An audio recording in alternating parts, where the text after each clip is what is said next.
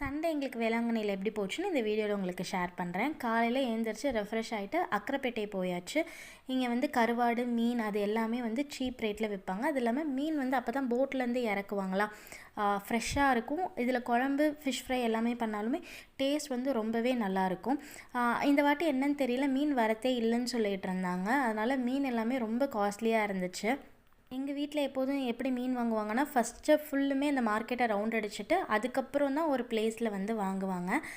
இன்றைக்கி என்ன மீன் வாங்கியிருந்தோன்னா, கலவை மீன் சொன்னாங்க. இது வந்து நிறைய மீன் வந்து கலந்து இருக்கும். இதில் குழம்பு வச்சோன்னா டேஸ்ட் வந்து ரொம்பவே நல்லாயிருக்கும். எப்போதுமே பெரிய மீனில் குழம்பு வைக்கிறத விட சின்ன சைஸ் மீனில் குழம்பு வச்சா தான் நல்லாயிருக்கும். அதுக்கப்புறம் இன்னொரு கொடுவா மாதிரி ஒரு டேஸ்ட்டில் இருந்துச்சு மீன். அது மீன் பேர் என்னன்னு தெரியல. அந்த மீன் வாங்கிட்டாங்க. மேட்டுப்பாளையத்தில் வந்து எனக்கு மீன் எல்லாமே கொஞ்சம் காஸ்ட்லி. நான் சீ ஃபுட் வந்து ரொம்ப விரும்பி சாப்பிடுவேங்கிறதுனால எனக்காக மறுபடியும் அம்மா போய் இறால் வாங்கினாங்க.